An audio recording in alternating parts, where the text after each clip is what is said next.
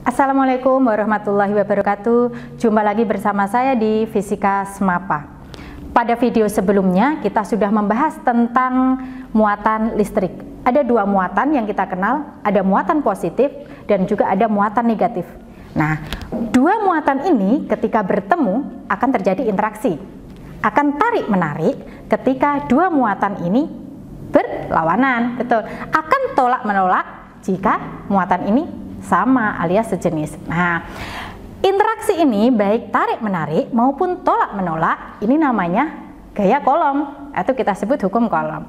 Nah, daerah di mana masih terdapat gaya Coulomb, nah ini namanya medan listrik. Ingat ya, itu yang kita pelajari kemarin. Nah, medan listrik itu bisa diperlihatkan dengan garis-garis gaya yang ada di sekitar muatan, di mana kalau muatannya positif, medannya itu arahnya keluar atau menjauhi. Sedangkan untuk muatan yang negatif, medannya itu arahnya mendekati atau masuk ke muatan itu. Ingat ya sekarang. Nah, sekarang kalau garis-garis medan listrik itu menembus suatu luasan bidang yang tegak lurus, itu namanya flux listrik. Ini pembahasan baru. Nah, flux listrik. Untuk lebih jelasnya, kita simak penjelasan berikut ini ya. Garis-garis medan listrik yang menembus tegak lurus suatu luas permukaan tertentu disebut flux listrik dan disimbolkan psi. Bisa menuliskannya psi sama dengan E kali A. Keterangannya, psi ini adalah flux listrik. Satuannya Weber. E sama dengan kuat medan listrik, satuannya Newton per Coulomb. A adalah luas bidang yang ditembus oleh medan listrik, satuannya meter persegi. Ingat ya bahwa E dan A harus saling tegak lurus. Jika tidak tegak lurus alias miring, maka ya ditegak luruskan gitu. Caranya menegak luruskan gimana? Ya sama kayak penjelasan saya sebelumnya, yaitu menggunakan vektor. Kalau sudutnya itu di sampingnya, ya kita kalikan cos gitu. Jadi pasti sama dengan EA cos theta. Ingat kan? Nah, terus apa hubungannya dengan hukum Gauss? Hukum Gauss dirumuskan oleh seorang fisikawan Carl Friedrich Gauss. Hukum Gauss mempunyai bunyi sebagai berikut. Jumlah garis gaya yang menembus suatu permukaan yang tertutup berbanding lurus dengan muatannya. Psi sama dengan Q per epsilon 0. Sedangkan kita kan sudah tahu bahwa psi sama dengan E kali A kan. Sehingga secara matematis hukum Gauss dapat dirumuskan sebagai berikut. E kali A sama dengan Q per epsilon 0.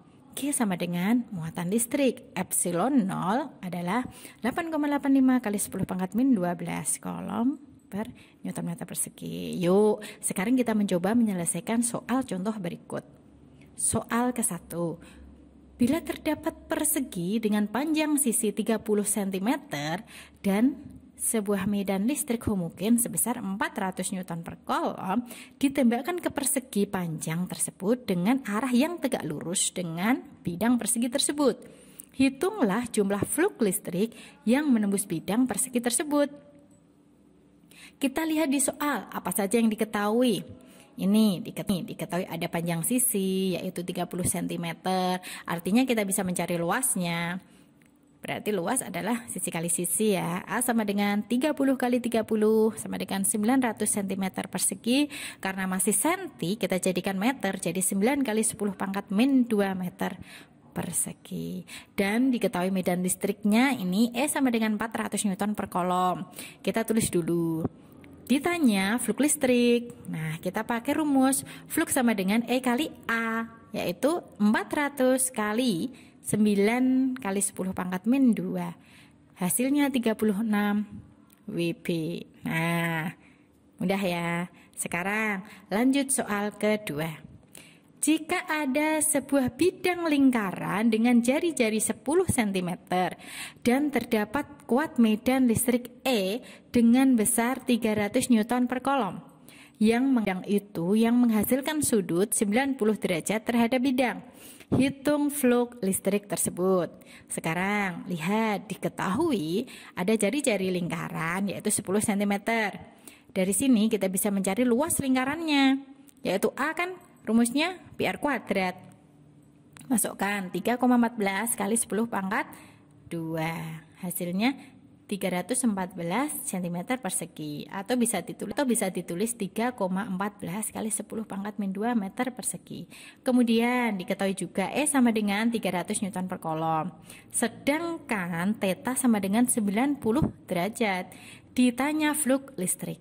Nah, sekarang ingat bahwa dalam flux listrik, medan listrik E dan luas penampang A harus tegak lurus.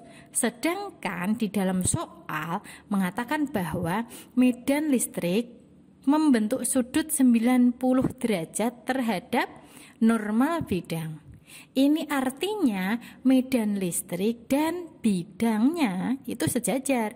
Dengan kata lain berarti tidak ada medan listrik yang menembus bidang kan?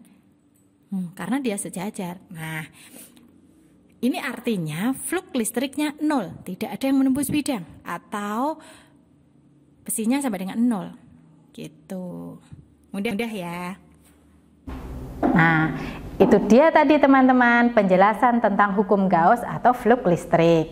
Semoga bermanfaat dan Assalamualaikum warahmatullahi wabarakatuh.